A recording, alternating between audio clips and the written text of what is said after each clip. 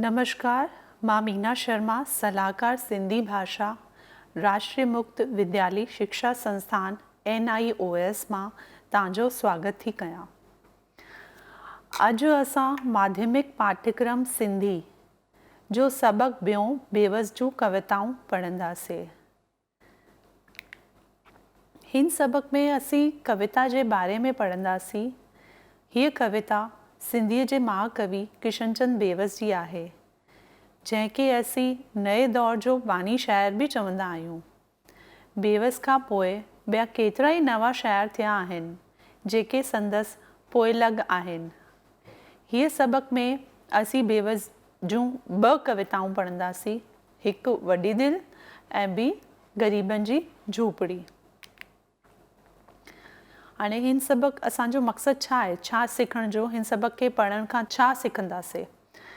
दुनिया में मौजूदु ॿियाई वारे भेद खे मिटाइण जो वर्णन, ग़रीबनि जे लाइ हमदर्दी रखण जी भावना, परिवार लाइ, समाज लाइ, देश लाइ जीअण जी भावना जो इज़हार, शाइरीअ जी सुञाणप करे उनजे भाव खे पेश करणु, वित खां वधीक पैसो या मिल्कियत हुअण सबबि उन मां पैदा थींदड़ विकारनि खे सम्झी सघंदा ऐं उन पैसे मां परमार्थ लाइ ख़र्च करण बाबति दलील ॾेई सघंदा। तो इहा असां हिन सबक पढ़ण खां पोइ इहा सिखंदासीं। त अॻिते हलूं था। पहिरीं कविता आहे वॾी दिलि।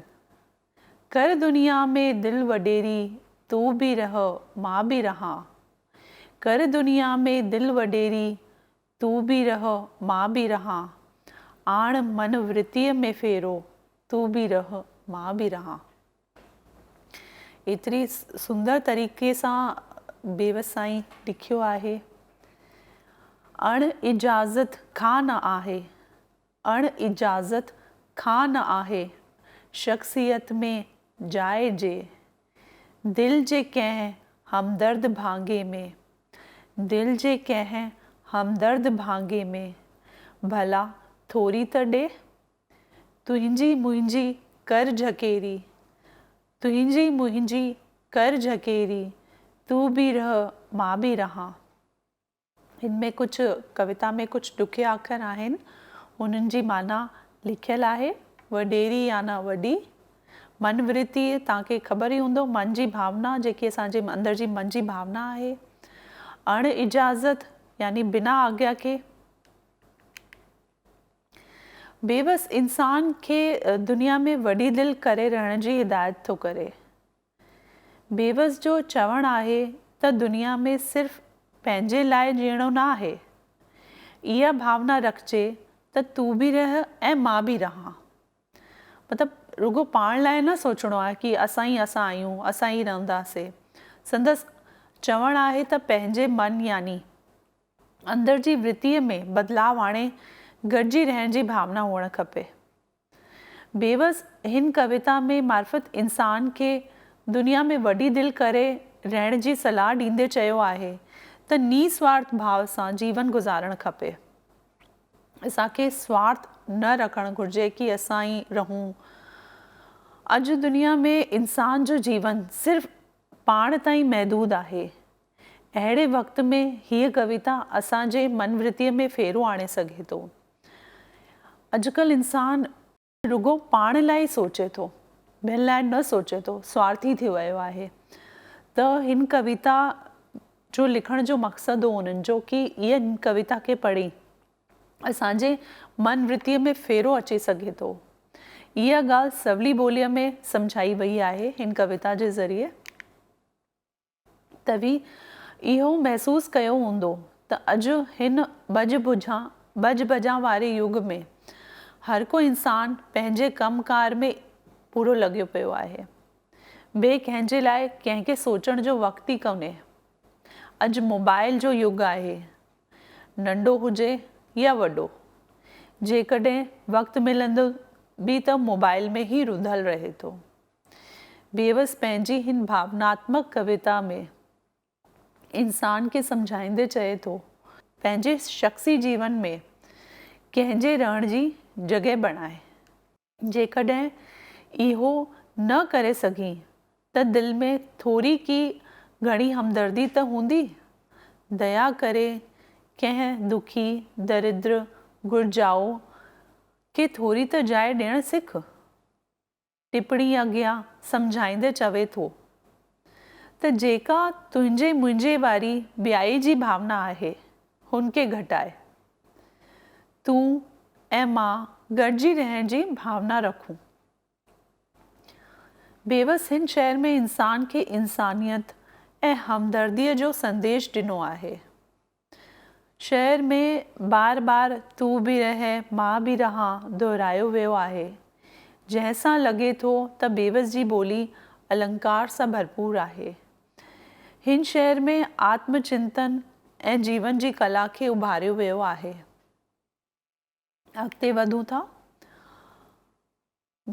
गरचे हम वतनी न आहीं, गरचे हम वतनी न आहीं, देसवासी थी गुज़ार।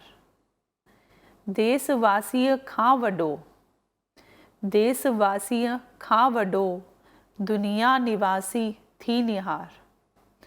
दर नज़र पुख़्ती पकेरी, दर नज़र पुख़्ती पकेरी, तू बि रह मां बि रहां।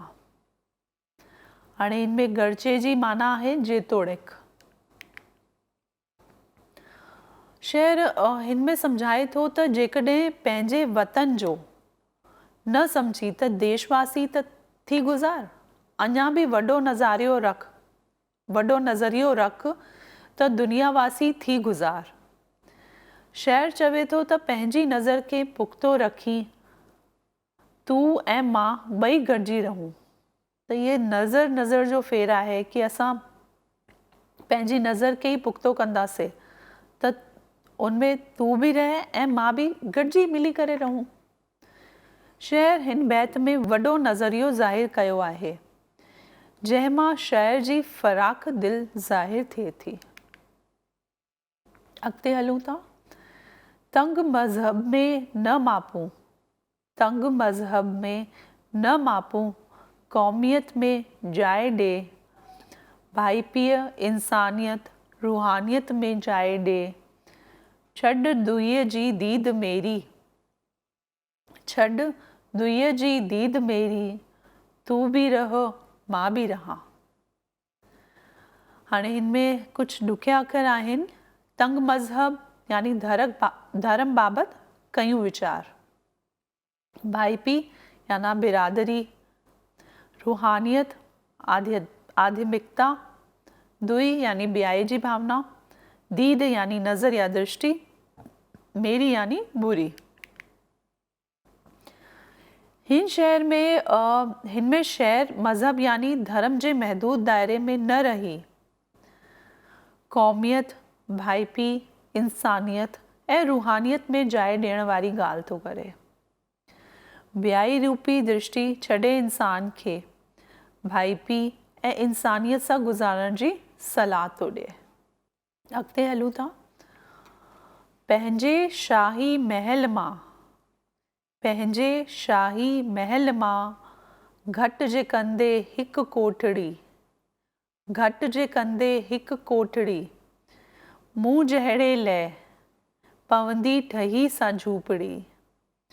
कर तमन्ना घटि तिखेरी, कर तमन्ना घटि तिखेरी, तू बि रह मां बि रहां। कोठड़ी तव्हां सभिनीनि खे ख़बर हूंदो, नंढो कमिरो। बेअजे यानी जंहिं वटि मकान या घर न हुजे, अजो यानी घर, बेअजो यानी जंहिंजे वटि घर न हुजे। तमन्ना यानी इच्छा, तिखरी यानी तिखी, तेज़ तेज़। हिननि सिटनि में शाइर चए थो, शाइर शाहूकार इंसान खे चयो आहे त तूं पंहिंजे शाही महल मां जेकॾहिं हिकु कोठड़ी यानी हिकु कमिरो घटि कंदे त उहा नंढी कोठड़ी ग़रीब जेका बेसहारा आहिनि, बेअजे आहिनि, उन लाइ हिकु सुठी झूपड़ी ठही पवंदी। मतिलबु शाही महल में एतिरा कमरा हूंदा आहिनि त हुन मां हिकु नंढो सो ई कमिरो घटि कर त कोई मतिलबु जंहिं वटि घर न आहे हुननि लाइ हिकु सुठी झूपड़ी ठही पवंदी उन मां। शहर शाहूकारनि खे चए थो त पंहिंजियुनि इच्छाउनि ऐं तमन्नाउनि खे घटाए गॾिजी रहण जी भावना रखो। अॼुकल्ह ग़रीबनि जे लाइ शाहूकार परोपकार जो कमु कनि था। ख़ासि करे सिंधी क़ौम लाइ इहा बेवस जी प्रेरणा आहे जो सिंधियुनि केतिरा ई स्कूल, कॉलेज, अस्पतालूं खोलियूं आहिनि। बेवस हिननि शहरनि में शाहूकारनि खे दुनिया में फ़राख़ दिलीअ सां रहण जी सलाह ॾींदे चयो आहे त वॾी दिलि करे रहिजे ऐं हीअ भावना रखिजे त ग़रीब जेके आसमान जे हेठां रही गुज़र कनि था उन्हनि ग़रीबनि लाइ कुझु करणु घुरिजे। बेवस पंहिंजे शहर में इंसानी क़दुरनि, भाईचारे जी भावना ऐं ग़रीबनि जो हिमायती बणिजण लाइ प्रेरणा ॾिनी आहे। हाणे इहा असां पढ़ियोसीं वॾी दिलि, त हुन बाबति कुझु सवाल तयारु कया आहिनि। कुझु सवाल आहिनि इहा तव्हां पाण ई सॉल्व कंदा त तव्हांखे ॾुखियाई न थींदी इम्तिहान वक़्तु। आण डैश में फेरो तू बि रह मां बि रहां। तव्हां हाणे कविता पढ़ी उन मां पाण ई ॻोल्हे लिखो। घरचे डैश न आहे देशवासी थी गुज़ार। बाइपीअ इंसानियत डैश में जाइ ॾे कर तमन्ना घटि तू बि रह मां बि रहां। देशवासीअ खां वॾो थी गुज़ार। इहा तव्हां पाण ई सॉल्व कंदा। हाणे ॿियो सवाल आहे दुई अखर जी माना। तव्हांखे ॾुखिया अखर ॿुधाया हुआ। हिकु जहिड़ाई, ॿियाई, घणाई या थोराई। दीद अखर जी माना नज़र, दया, जोश या दुआ। बेवस पंहिंजे शाही महल मां छा घटि करण लाइ चयो आहे? कुर्सी, कोठड़ी, पखो या पलंग। हाणे असां अॻिते वधंदासीं। असां पढ़ियो शहर बेवस जो वॾी दिलि। हाणे हुननि जी ॿी कविता आहे ग़रीबनि जी झूपड़ी। जा आहे जाइदाद न बरसे बवाल खां, थींदी न ज़ेर ॿार न गिरवीअ जे ख़्याल खां। ओनो न जंहिंखे आहे को जोखो जंजाल खां, हल्की रहे जा हियांव ते संवली संभाल खां। जंहिंमें गुरूर ज़र न सरासर सघे घिणी, अला जुरे मशाल ग़रीबनि जी झूपड़ी। जाइदाद यानी मिल्कियत, वरसे बवाल यानी वॾनि खां मिलियल पूंजी, ज़ेरबार यानी हेठां, गिरवी यानी ओधर जे एवज में रखणु जेको बि ज़मानत तौरु असां रखंदा आहियूं। ओनो चिंता, जोखो जोखिम, जंजाल मुसीबत, हियांव दिल, गरूर यानी अभिमान, ज़र यानी पैसो। शहर बेवस ग़रीबनि जी झूपड़ीअ बाबति ॿुधायो आहे त ग़रीबनि खे कखाई झूपड़ी पंहिंजे वॾनि खां वरसे जाइदाद में न मिलियल आहे। उन झूपड़ीअ खे न कॾहिं गिरवी रखी सघिबो, न उन झूपड़ीअ खे कंहिं जोखिम वग़ैरह जो डपु आहे। झूपड़ीअ में रहंदड़ ग़रीबनि जो हियांव यानी दिलि हल्की रहे थी। हुननि खे कंहिं बात जी चिंता न थींदी आहे कि असांजो मतिलबु वॾनि महलनि में थींदो आहे न कि सुम्हंदा आहिनि त डपु हूंदो आहे कि चोरी थी वेंदी या कुझु थी वेंदो। उन्हनि खे डपु ई कोन्हे, कुझु आहे कोन उन्हनि जी झूपड़ी में, न उन्हनि खे इहा पंहिंजे मिल्कियत में मिलियल आहे। उन्हनि जी सार संभाल बि सवली रहे थी। हुन झूपड़ीअ में ज़रो बि अभिमान घमंड नथो घिड़ी सघे, न उन झूपड़ीअ में पैसो थो अचे। बेवस ग़रीबनि जो हिमायती आहे। शल अहिड़नि ग़रीबनि जी झूपड़ीअ खे को नुक़सान न थिए। भॻवान खां इहा ई अर्ज़ु करे थो कि भॻवान ग़रीब हुन झूपड़ीअ में रहनि था त उन्हनि जी झूपड़ी खे कोई नुक़सान न पहुचे। अॻिते हलूं था। छांगे छनो अॾियाऊं लामुन लखन मंझां, सादो अजो सिटियाऊं पुराणनि पखनि मंझां, काॾो कढियाऊं कड़ब जे काननि कखनि मंझां, पोरियो पटियाऊं पाण ऐं सरतनि सखनि मंझां, मुफ़्ती मदद ते आया मची मुड़स ते मिड़ी, अल्लाह झुरे मशाल ग़रीबनि जी झूपड़ी। छांगे छनो यानी कखाई पनाई झूपड़ी, अॾण यानी ठाहिण या बणाइण, लामन यानी कखपन, सिटियाऊं यानी ठाहियाऊं, कखाओ कखपन, काॾो यानी दिल जी ख्वाहिश, कड़ब यानी जुअर बाजरीअ जी सङनि जा सुकल काना, पोरियो यानी महिनत, मुफ़्ती मदद यानी फ़ोकट जी मदद। शाइर ग़रीबनि जी झूपड़ीअ जी बनावट जो ज़िक्र हिन शेर में कयो आहे। कख काना खणी करे ग़रीब आया, उन्हनि सां झूपड़ी अॾनि था, मतिलबु उहा कख काना इकट्ठा था कनि, हुननि सां झूपड़ी था ठाहिनि पंहिंजी। सादी झूपड़ी, पुराणा सुराणा कख काना, वणनि जे टारियुनि सां पंहिंजो अझो यानी झूपड़ी अॾण जी कोशिशि कनि था। तव्हां ॾिठो हूंदो कि झूपड़ी कीअं ठहियलु हूंदी आहे, उनमें कख काना या वणनि जी टारियूं लॻल हूंदियूं आहिनि, त उहा महिनत सां खणी ईंदा आहिनि, पोइ पंहिंजी झूपड़ी ठाहींदा आहिनि। पाण में गॾिजी दोस्त यार महिनत करे हिकु ॿिए जूं झूपड़ी ख़ुशीअ सां अॾनि था। मतिलबु पाण में सभु जेका बि ग़रीब आहिनि महिनत कंदा आहिनि, पाण में हिकु ॿिए जी मदद सां झूपड़ियूं ठाहींदा आहिनि। बिना उजूरो वठण जे झूपड़ियुनि जी अॾावत कनि था। उन्हनि खे कोई उजूरो बि नथो मिले, कोई पैसो बि नथो मिले कि जीअं कंहिं बि बिल्डिंग जो कमु कनि था त उते पैसो मिले थो। हिते पंहिंजी झूपड़ी ठाहिनि था, हिकु ॿिए जी मदद कनि था दोस्त यार, उन्हनि खे को बि पैसो न मिलंदो आहे। चल अहिड़ियुनि ग़रीबनि जे झूपड़ियुनि जो को नुक़सानु न थिए। भॻवान खां उहा अर्ज़ु थो करे कि उन्हनि खे कोई अज़ूरो नथो मिले, एॾी महिनत सां उहे पंहिंजी झूपड़ी ठाहिनि था, उनमें रहनि था, त भॻवानु उन्हनि जी झूपड़ी खे कोई नुक़सानु न थिए। अॻिते हलूं था। जंहिं ते न नक्श साज़ खे को नाज़ थो रहे, राज़ो ॾखण न जंहिं ते को लोहार थो वहे, चूने पत्थर या सिर जो न सिर बार सां सहे, चूने पत्थर या सिर जो न सिर बार सां सहे,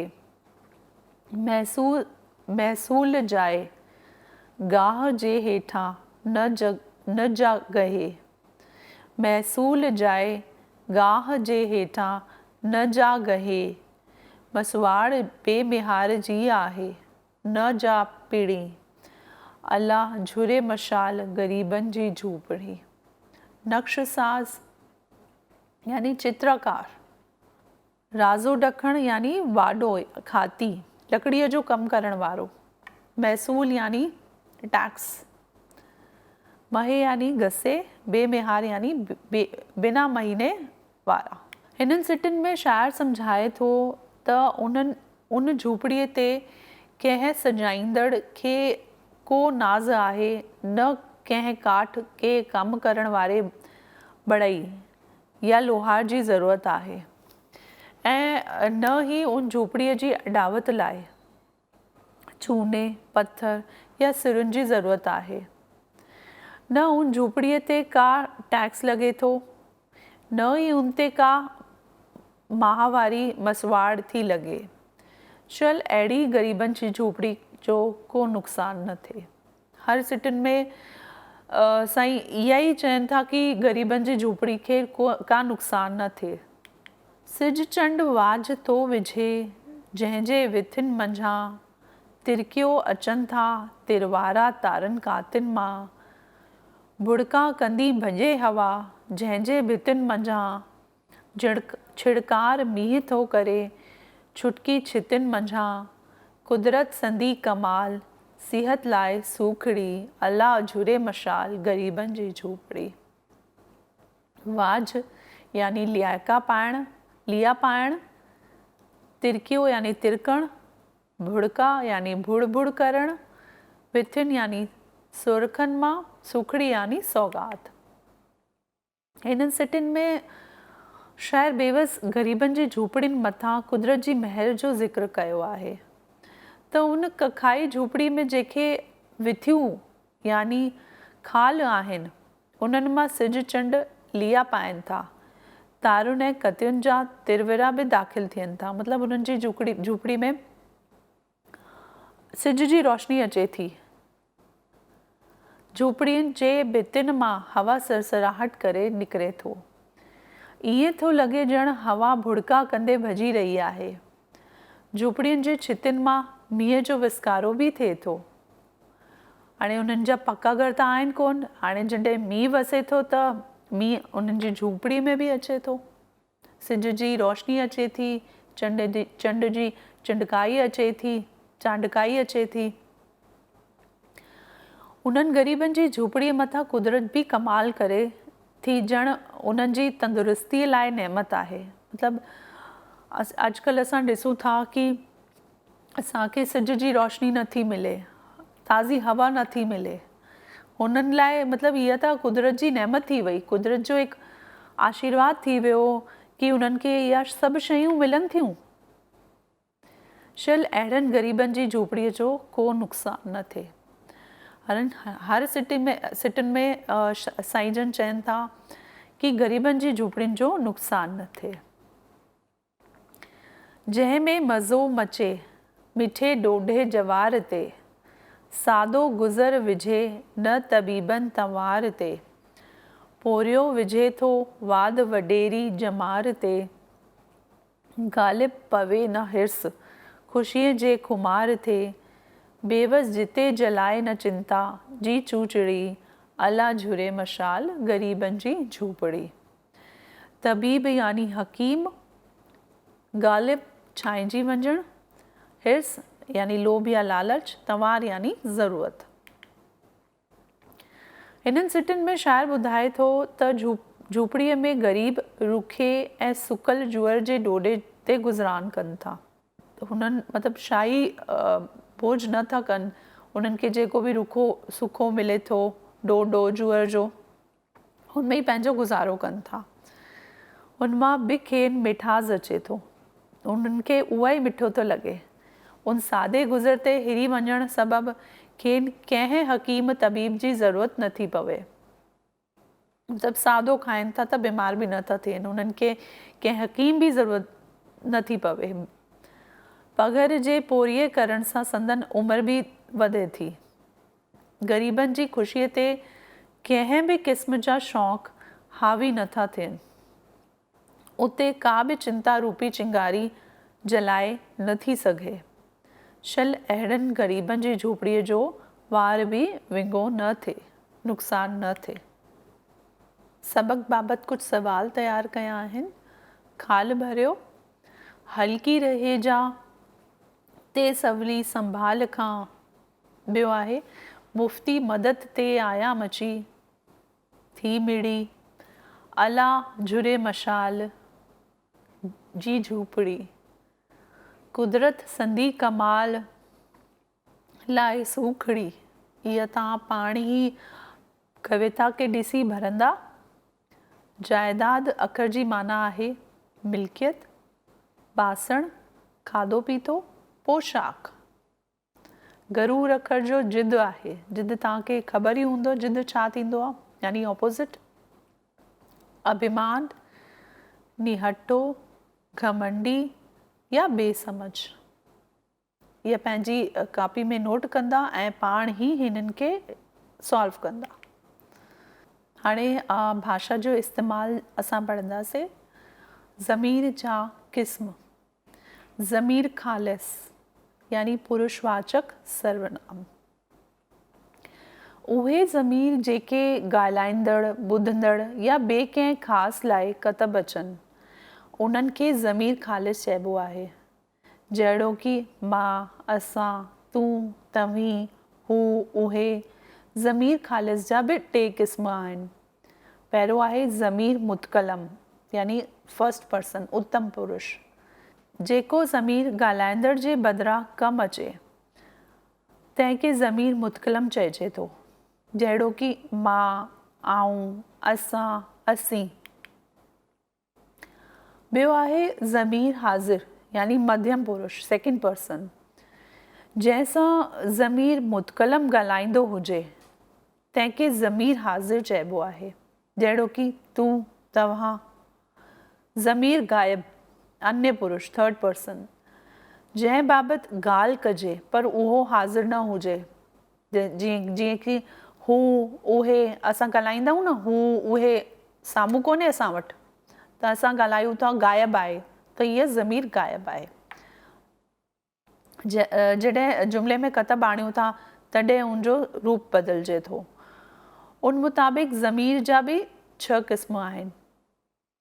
ज़मीर इशारो निश्चयवाचक सर्वनाम, अहिड़ा ज़मीर जे किन इस्मनि ॾांहुं इशारो कनि था तिन खे ज़मीर इशारो चइबो आहे, जहिड़ो कि हीअ, हीअ, ही, हिन, हिननि, हुननि, हुन। ज़मीन असां मतिलबु चवंदा न हीअ किताब, हूअ माण्हू, हिननि, त इहा इशारो कनि था। हिननि जा 2 क़िस्म आहिनि, वेझो जेकी शइ असांजे वेझो आहे, जीअं त हीअ, ही, हिन, हिननि, हीअ। ऐं जेको परे हुजे हू, हुन, हुननि, हूअ। टियों आहे ज़मीर मुश्तरक निजवाचक सर्वनाम, उहे लफ़्ज़ जेके फ़ाइल सां गॾु थी कमु अचनि था, कॾहिं कॾहिं फ़ाइल खे बि वठाए या फ़ाइल जे बदिरां कमु अचनि, हुनखे ज़मीर मुश्तरक चइबो आहे। जीअं त पाण, ख़ुदि, पंहिंजो। पंहिंजो पाण सुञाण, मां ख़ुदि तो वटि ईंदसि, मां पाण खे सिखत ॾिनी। अॻिते हलूं था, चौथो आहे ज़मीर इस्तफ़हाम प्रश्नवाचक सर्वनाम, उहो लफ़्ज़ जेको सुवाल पुछण लाइ कतब अचे, जहिड़ो कि केरु, कहिड़ो, छा, मतिलबु जेको बि अॻिते लॻे थो। केरु आयो आहे, कहिड़ो किताब खपे, छा थो चवीं। ज़मीर मौसूल यानी संबंधवाचक सर्वनाम, मौसूल जी माना आहे गॾींदड़, जेको लफ़्ज़ इस्म जे बदिरां कमु अचे ऐं ॿिनि जुमिलनि खे ॻंढे थो तंहिंखे ज़मीर मौसूल चइबो आहे।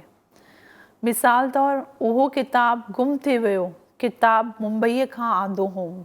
मतिलबु हिते तव्हां ॾिसो था कि 2 जुमिला आहिनि, उहा हुननि खे ॻंढे थो, इन्हनि खे मिलाए यको जुमिलो हिन रीति बणिबो, उहो किताब गुम थी वियो जेको मुंबईअ मां आंदो। हाणे हिते अचे थो जेको, त जेको लफ़्ज़ आहे ज़मीर मौसूल, जो माण्हू अचिणो हो सो न आयो, उहा ॻाल्हि रहिजी वई, जा चवणी हुई।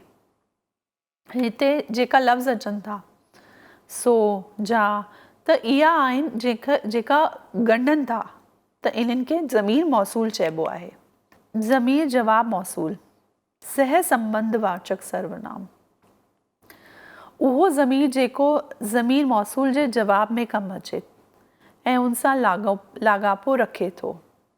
जो अचिणो हो सो न आयो, जा अचणी हुई सा न आई। तंहिं ऐं तिन मुज़कर ऐं स्त्रीलिंग मोन्स में साॻे रूप कतब ईंदा आहिनि। मुज़कर यानी पुल्लिंग, मोन्स यानी स्त्रीलिंग। तंहिं छोकिरे या तंहिं छोकिरीअ, मुज़कर में 3 मर्दनि, मोन्स में 3 औरतुनि। ज़मीर मुबहम अनिश्चयवाचक सर्वनाम, मुबहम लफ़्ज़ जी माना आहे लिकल, गुम या न मालूम, मतिलबु त जंहिंजो पूरो पतो या ख़बर न पवे, जहिड़ो कि का, के, को, कुझु, कंहिं, किन, की वग़ैरह। को हीअ चवे थो, हूअ चवे थो, हिन खे कुझु ज़रूरु घुरिजे, किन जी आदत थींदी आहे गिला करण जी। ज़मीर मुतसल, निजवाचक सर्वनाम। मुतसल जी माना आहे गॾियल। जॾहिं के ज़मीरी निशानियूं जहिड़ोकि म, यम, स, हीअ, सी, व किन इस्मनि वग़ैरह पुठियां शामिल थी कमु ईंदियूं आहिनि, उन्हनि खे ज़मीर मुतसल चइबो आहे। जहिड़ोकि पुटम, साणुम, कयोसूं, ही, ई, व।